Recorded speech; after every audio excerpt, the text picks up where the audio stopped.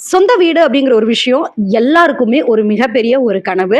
So எப்படியாவது நம்மளுக்குன்னு ஒரு குட்டியான வீடாவது நம்ம வாங்கிக்கணும். அது நம்மளுக்குன்னு இருக்கணும்னு நம்ம நினைப்போம். மிடில் கிளாஸா இருக்கிறவங்க, ரெண்டல் ஹோம்ல பல வருஷமா இருக்கிறவங்க எல்லாருமே ஃபேஸ் பண்ணியிருக்கக்கூடிய ஒரு காமனான ப்ராப்ளம் ஹவுஸ் ஓனர் பிரச்சனை. தண்ணி அதிகமா யூஸ் பண்ணக்கூடாது, ஆணி அடிக்கக்கூடாது, சொந்தக்காரங்க நெறைய பேர் வீட்டுக்கு வரக்கூடாது, முறைவாசல் செய்யணும், குழந்தைங்க சத்தம் வரக்கூடாதுன்னு நெறைய நெறைய ரூல்ஸ் அண்ட் ரெகுலேஷன்ஸ் வந்து நம்மளுக்கு இருந்துகிட்டே இருக்கும் இந்த ரெண்டல் ஹோம்ல.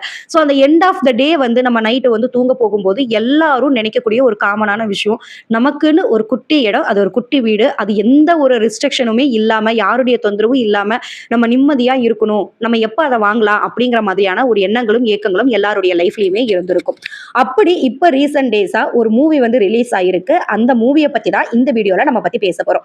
என்னடா மணி சேவிங் சேலஞ்ச் வீடியோஸ்ல வந்துட்டு மூவி ரிவ்யூ பண்ண போறாங்களா அப்படின்னு நீங்க நினைப்பீங்க. இது மூவி ரிவ்யூ வீடியோஸ் வந்து கிடையாது.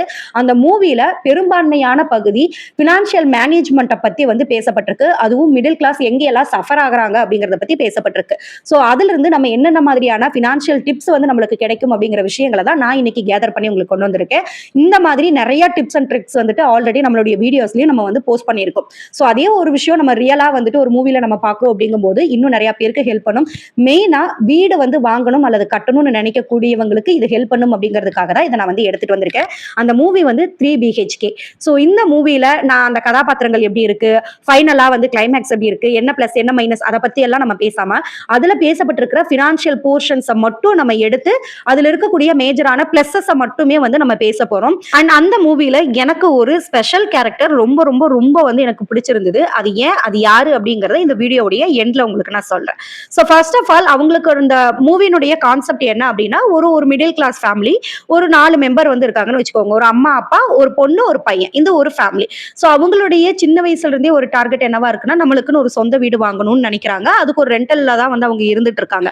ஸோ அவங்க என்னென்ன பினான்சியலான ஸ்டெப்ஸ் எடுக்கிறாங்க, என்ன அப்ஸ் அண்ட் டவுன்ஸ் வந்து போகுது, எப்படி எல்லாம் சஃபர் ஆகுறாங்க அப்படிங்கிற எல்லா விஷயத்தை பத்தியுமே இந்த மூவில வந்து பேசியிருக்காங்க. ஸோ அந்த பினான்சியல் போர்ஷன் அப்படின்னு எடுத்துட்டோம்னா அந்த ஃபர்ஸ்ட் பார்ட்ல வந்து நம்மளுக்கு நல்லாவே அதை பத்தி எக்ஸ்பிளைன் பண்ணியிருக்காங்க. ஸோ இந்த வீடு வந்து ரெண்டல் வாங்கணும் அப்படின்னு அவங்க நினைக்கும் போது முதல்ல எடுக்கக்கூடிய விஷயம் என்ன அப்படின்னா பட்ஜெட்டிங். ஸோ ரொம்ப நாளா அவங்க காத்திருக்காங்க, ஆனா அவங்கனால வாங்கவே முடியல.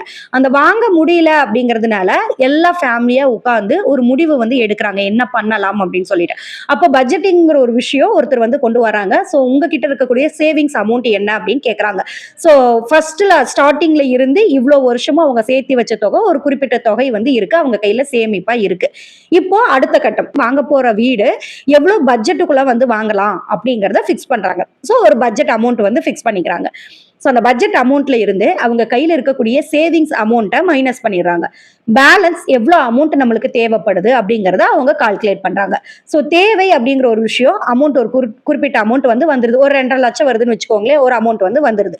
வந்ததுக்கு அப்புறமா அதை இன்னும் சிம்பிளிஃபை பண்ணி அதுக்கு ஒரு டார்கெட் அப்படிங்கிற ஒரு விஷயத்த பிக்ஸ் பண்றாங்க. இன்னும் எத்தனை வருஷத்துல நம்ம வீடு வாங்க போறோம், 1 இயர்ல வாங்கலாம் அப்படிங்கறத பிக்ஸ் பண்றாங்க. சோ அந்த 1 இயருக்கு அந்த டோட்டல் ஆஃப் தேவைப்படக்கூடிய அமௌண்ட்டை 12ஆல டிவைட் பண்றாங்க. 1 இயருக்கு வந்து டிவைட் பண்றாங்க. அப்போ ஒரு மாசம் அவங்க எவ்வளவு சேமிக்கணும்னு சொல்லிட்டு ஒரு தொகை வந்துருது. இப்போ நம்ம வீட்டுக்கு கட்டுறதுக்கு நம்ம ஒரு தொகை தேவைப்படுது அப்படின்னா, ஒரு 3 லட்சம் தேவைப்படுது அப்படின்னா 3 லட்சம் அப்படிங்கிறது ஒரு பெரிய நம்பர் ஆஃப் அமௌண்ட்டா நம்மளுக்கு தெரியும். ஆனா ஒரு டார்கெட் வந்து நம்ம பிக்ஸ் பண்ணிட்டு அதை குறிப்பிட்ட அளவுக்கு நம்ம அதை வந்து 1 இயர்க்கோ 2 இயர்ஸ்க்குள்ளேயே நம்ம அச்சீவ் பண்ணணும்னு நினைக்கும் போது அது கம்மி அமௌண்ட்டா வந்துடும். இப்போ அவங்க அதை கால்குலேட் பண்ணும்போது 2.5 லட்சம் இருந்தது ஒரு 25,000 அப்படிங்கிற மாதிரி வந்து நிக்குது. சோ இதை வந்து நம்ம எப்படி எல்லாம் சேர்த்தலாம் அப்படின்னு சொல்லிட்டு அடுத்த கட்டத்துக்கு அவங்க நகர்றாங்க. அப்போ அவங்க மாசத்துக்கு தேவைப்படக்கூடிய அமௌண்ட்டை எங்க அடிஷ்னலா இன்கம் வந்து ஏர்ன் பண்ண முடியும் அப்படிங்கிற ஒரு விஷயத்தை யோசிக்கிறாங்க. ஹீரோ ஒரு பக்கம் ஒரு பார்ட் டைம் ஜாப் மாதிரி எக்ஸ்ட்ரா ஒர்க் பண்ணி ஒரு 10,000 ஏர்ன் பண்ணும் அப்படிங்கிற மாதிரி கொண்டு வராரு. அதே மாதிரி ஹீரோயினியும் வீட்டில் ஒரு சின்ன ஸ்நாக்ஸ் ஹோம்மேடா ப்ரிப்பேர் பண்ணி நம்ம சேல் பண்ணலாம் அப்படிங்கிறத வந்து ப்ரிப்பேர் பண்றாங்க. ஸோ இந்த 2 விஷயத்தையுமே பார்க்கும்போது நம்ம ஆல்ரெடி நம்ம வீடியோஸ்ல வந்து சொல்லியிருக்கோம், எக்ஸ்ட்ரா இன்கம் வந்து எப்படியெல்லாம் வீட்டில் இருந்தே நீங்க ஏர்ன் பண்ணலாம். ஸோ நீங்க இந்த ஹோம்மேடு ஸ்நாக்ஸுமே நம்ம அதில் சொல்லியிருக்கோம். Homemade snacks, food, masala items இதெல்லாமே ப்ரிப்பேர் பண்ணுங்க அப்படின்னு. அதுல என்ன அவ்வளோ பெரிய விஷயம் நம்மளுக்கு கிடைச்சிரும் அப்படின்னு எல்லாருமே யோசிக்கலாம். பட் அப்படியெல்லாம் இல்ல. நம்ம பார்க்கறதுக்கு அது ஒரு சின்ன பிசினஸ் மாதிரி தெரியும். பட் நம்ம அத வந்து ரெகுலரா நம்ம வந்து பண்றோம். ஒரு ஆர்டர்ஸ் வந்து எடுக்கிறோம் அப்படின்னா, கண்டிப்பா வீட்ல இருந்தே மாசம் ஒரு 15,000 20,000 வரைக்கும் நம்மனால ஏர்ன் வந்து பண்ண முடியும். ஸோ அந்த வீடியோவுடைய லிங்க்கையும் நான் டிஸ்கிரிப்ஷன்ல குடுக்குறேன். தேவைப்பட்டா நீங்க வந்து வாட்ச் பண்ணி பாருங்க. உங்களுக்கு ஏதாவது யூனிக்கான பிசினஸ் ஐடியாஸ் வந்து இருக்கு அப்படின்னா, மறக்காம வந்துட்டு கமெண்ட்ஸ்ல வந்து ஷேர் பண்ணுங்க. என்னால முடிஞ்ச வரைக்கும் அந்த ரிலேட்டடா அந்த பிசினஸ் ரிலேட்டடா உங்களுக்கு என்னென்ன ஹெல்ப் பண்ண முடியுமோ, வேற எங்கெல்லாம் ஆஃபீஸ்ல ஏதாவது லோன்ஸ் ப்ரொவைட் பண்ண முடியுமா? இல்ல வெண்டார்ஸ் வேற யாராவது இருக்காங்களா? அப்படிங்கிற எல்லா டீட்டெயிலையுமே வந்துட்டு என்னால முடிஞ்ச வரைக்கும் நான் உங்களுக்கு ஹெல்ப் பண்றேன். இப்போ எக்ஸ்ட்ரா இன்கம் ஏர்ன் பண்றதுக்கு அவங்க ஸ்டார்ட் பண்ணிட்டாங்க. இன்கம் உள்ள வருது. ஓகே. அடுத்த எக்ஸ்பென்சஸ வந்து கட் பண்ணணும், இல்லைன்னா கண்ட்ரோல் பண்ணணும் இல்லையா? அது ரொம்ப ரொம்ப முக்கியம். ஏன்னா 10 வழிகள்ல இருந்து நம்மளுக்கு இன்கம் வரலாம். ஆனா ஒரு வழியில இருந்து ஓவர் எக்ஸ்பென்சஸ் வந்து நம்ம பண்ணிட்டு இருந்தோம் அப்படின்னா, நம்மளுடைய டார்கெட்ட வந்து நம்மளால அச்சீவ் பண்றதுக்கு முடியாது. சோ எக்ஸ்பென்சஸ வந்து அவங்க கட் பண்றதுக்கு வந்து ஆரம்பிக்கிறாங்க. எங்கெல்லாம் அன்னெசரியான எக்ஸ்பென்சஸ் வந்து பண்றோம்னு பாக்குறாங்க. ஒரு கட்டத்துக்கு மேல அவங்களுடைய பையனுக்கு டியூஷன் ஃபீஸ் வந்து பே பண்ணணும்னு வரும்போது, ஒரு 1000 ரூபீஸ கூட அவ்வளோ விஷயங்கள் அனலைஸ் பண்றாங்க.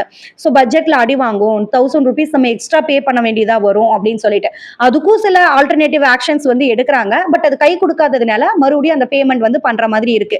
அந்த பேமெண்ட் வந்து நம்ம எடுத்ததுமே ஒரு செலவுக்குள்ள கொண்டு போகாம, அதுக்கு வந்து ஆல்டர்னேட்டிவ் பண்ண முடியுமா? அது சக்சஸ் ஆகுதா? அப்படிங்கறது எல்லாத்தையுமே செக் பண்ணி பார்த்துட்டு, அதுக்கு மேலையும் அது கண்டிப்பா தேவை அப்படிங்கிற பட்சத்துல மட்டும் அந்த தொகைக்கான அமௌண்ட்டை வந்து ஸ்பெண்ட் பண்ணணும் அப்படிங்கிற ஒரு விஷயத்துக்குள்ள வர்றாங்க.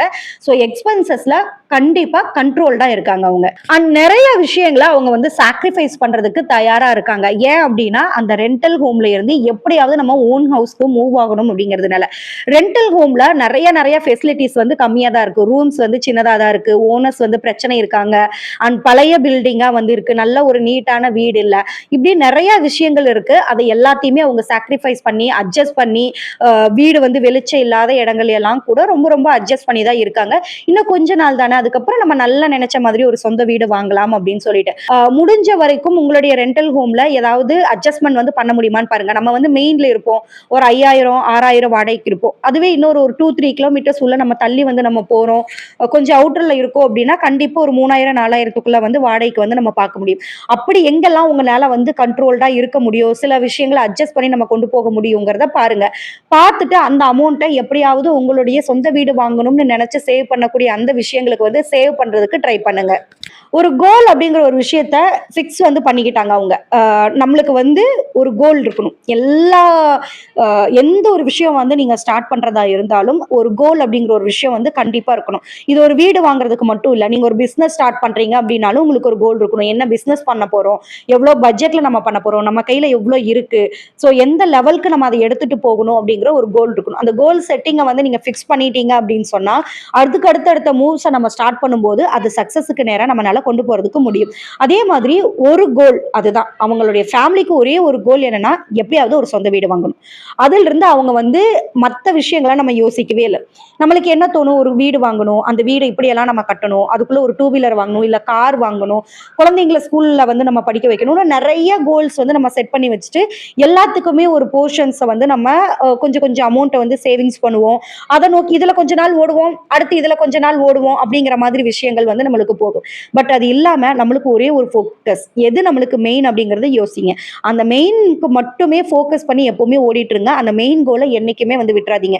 இடையிடையே சின்ன சின்ன விஷயங்கள் நீங்க பண்றது ஓகே, பட் மெயினான கோல் நம்மளுக்கு எது ரொம்ப பிரச்சனையா இருக்கு, அந்த பிரச்சனைக்கு முதல்ல ஒரு தீர்வு காணணும் அப்படிங்கிறத நோக்கிதான் இவங்க ஓட ஆரம்பிக்கிறாங்க. நிறைய பிரச்சனைகள் ஃபேஸ் பண்ணாலுமே அவங்க வீடு அப்படிங்கிற ஒரு விஷயத்தை நோக்கிதான் அது நகருது. அந்த படம் முழுவதுமே அதை பத்தி மட்டும்தான் பேசப்படுது. மேஜரான ஒரு ஹேபிட் அந்த ஹீரோவுக்கு கண்டிப்பா கடன் வாங்குற ஒரு ஹேபிட்ங்கிறது சுத்தமா இல்லவே இல்லை. அவர் கடன் எதுலையுமே வாங்கவே கூடாது அப்படிங்கிறத அவ்வளோ வருஷம் அவர் ஒரு மெயின் டார்கெட்டா வந்து வச்சிருந்திருக்காரு. அது ரொம்ப ரொம்ப முக்கியம். கடன் வாங்கியாவது நம்ம இந்த வீடை வந்து நம்ம கட்டிடணும் அப்படின்னு நம்ம நினைச்சோம் அப்படின்னா அது ரெண்டல் ஹோம்ல இருக்கிறத விட இன்னும் அதிகம் வந்து ட்ரபிளா வந்து நம்மளுக்கு வந்து மாறிடும். ஸோ அதிகமா கடன் வாங்குற விஷயங்களை வந்து தவிர்த்துக்கோங்க. அது ரொம்ப ரொம்ப நல்லது. அதுவும் அதிக வட்டிக்கு வாங்கிட்டு இருந்தீங்க அப்படின்னா அதை டோட்டலா அவாய்ட் பண்ணிக்கோங்க. அது உங்களுக்கு இன்னுமே வந்து ப்ராப்ளம்ஸை தான் அது வந்து கிரியேட் பண்ணும். ஸோ கடன் வாங்காம இருக்கிறதுக்கு முயற்சி பண்றது அப்படிங்கிறதே நம்மளுடைய மிகப்பெரிய ஒரு சக்சஸ். அண்ட் இந்த மூவில இருந்து 2 விஷயங்களை நம்ம முக்கியமா வந்து கத்துக்கணும். ஒண்ணு வந்து பாத்தீங்க அப்படின்னா ஃபெயிலியர்ஸை நினைச்சு என்னைக்குமே நம்ம வந்து பயப்படவே கூடாது அப்படிங்கிற ஒரு விஷயம்.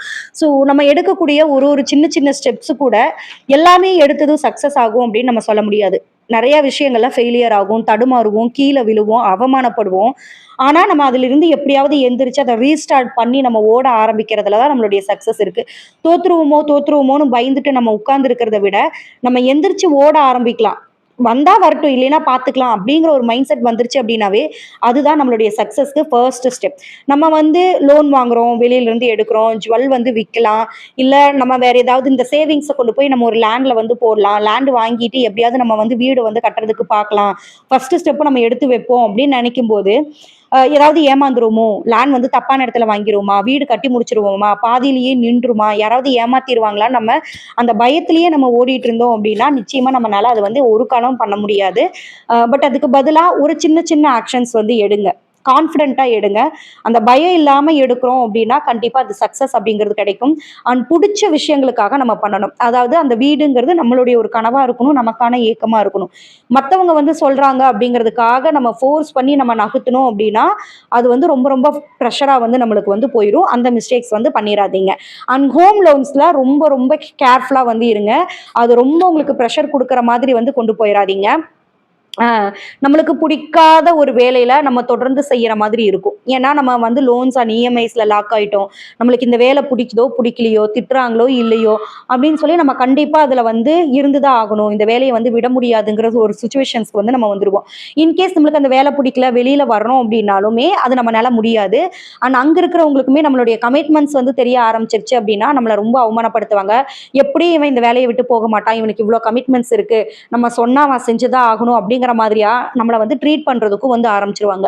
ஸோ ஹோம் லோன்ஸை பொறுத்த வரைக்கும் முடிஞ்ச வரைக்கும் ரொம்ப ரொம்ப சேஃப் அண்ட் செக்யூரா வந்து போங்க. அண்ட் ஃபைனல் ஆப்ஷனா என்னால எதுவுமே முடியல, எனக்கு இதை தவிர்த்து வேற வழி இல்லைங்கும் போது மட்டும் ஹோம் லோன்ஸை வந்து ப்ரிஃபர் பண்ணுங்க.